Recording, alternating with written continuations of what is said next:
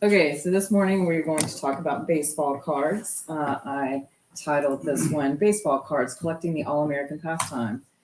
So we're going to talk a little bit about the early history of baseball and baseball cards. In the period just before and after the Civil War, both the sport of baseball and photography were becoming very popular in American society.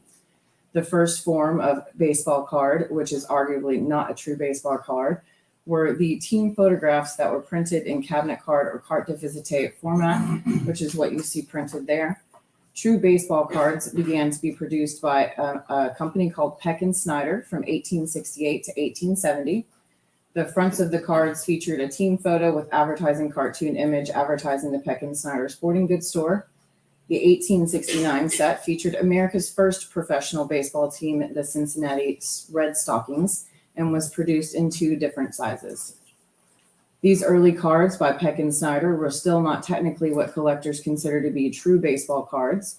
Collectors refer to these cards as trade cards because they were given away as opposed to provided with a product to help sell said product.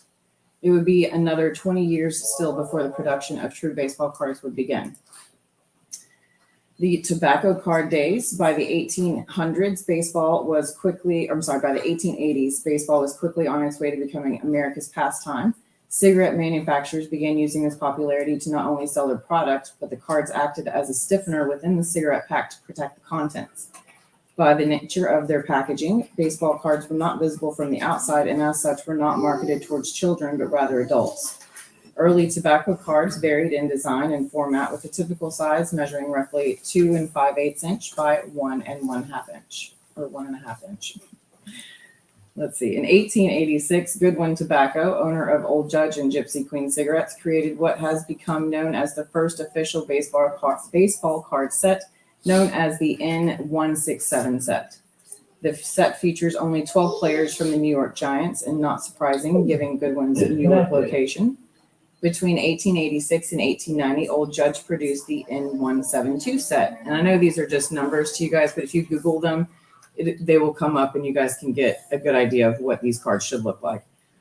In a set in a large quantity, making them not terribly scarce today, with a low grade card having a value of about $100. Around the same time, a company called Allen and Ginter, another popular cigarette producer, issued what are thought to be the most beautiful lithographic cards of the era. The first Allen and Ginter set in 28 is one of the most popular issues of the 19th century tobacco era. And here are some of those lovely cards. Not everybody can see them, but they're beautiful.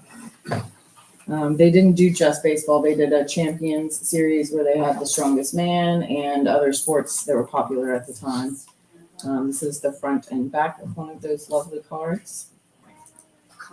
So from 1909 to 1915 is considered the golden age of baseball cards. Following the lull in production of baseball cards that followed the joining and dissolution of the Tobacco Trust in 1890 to 1909, tobacco companies once again ramped up production in what is known to collectors as the golden age of baseball cards.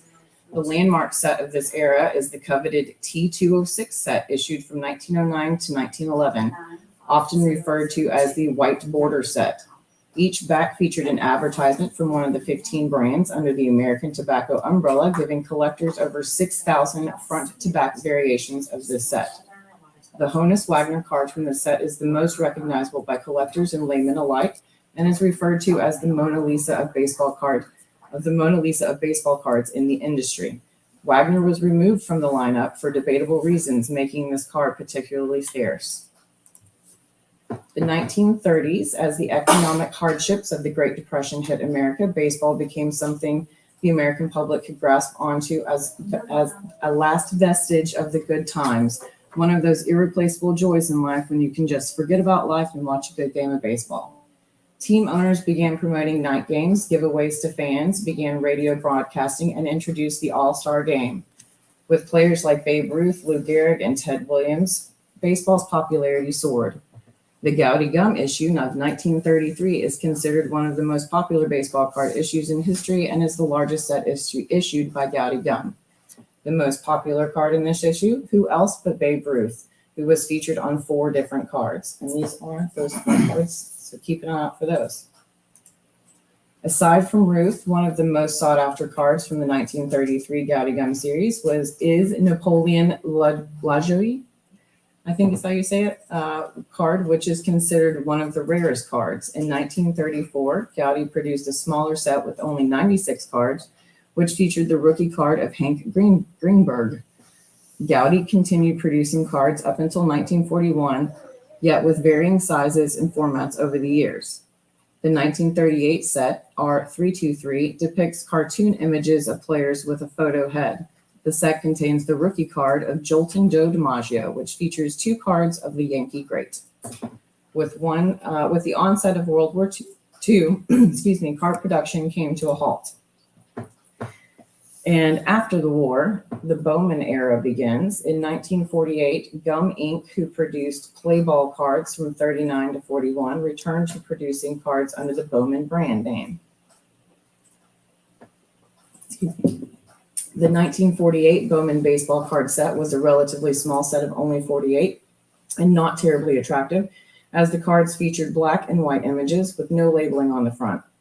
The issue featured the rookie cards of Stan Musial, Warren Spahn, and Yogi Berra, while their competitor Leaf produced cards in 1949 that featured the rookie cards of Jackie Robinson, Satchel Paige, and were the first to be produced in color following World War II.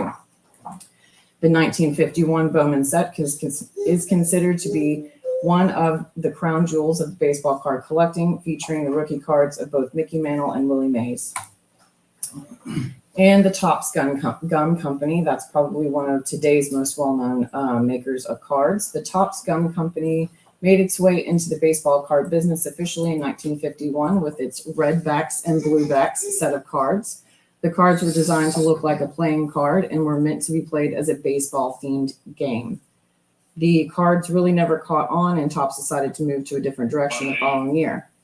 Late in 51, a young Topps employee named Cy Berger designed the 1952 Topps baseball card set in his Brooklyn apartment using cardboard and scissors. Berger is credited today with having developed the modern baseball trading card and was honored by the Baseball Hall of Fame in 1988. Topps remained the leading maker and seller of baseball cards through the early 80s when Don Russ and Fleer gave Topps a run for their money. The 1980s, the junk card era. Baseball cards were massively overproduced during this era, making these cards much less valuable. Today, cards are designed with more of a lottery-type feel. Collectors seek that big hit, looking for one of many autographed or jersey insert cards, some with only one version produced. And that's the show for today. Thank you, guys. Any questions? Just on history. What eras? So you're looking for basically anything that's 1960 and before. Do you want me to end the broadcast? Or... Well, maybe.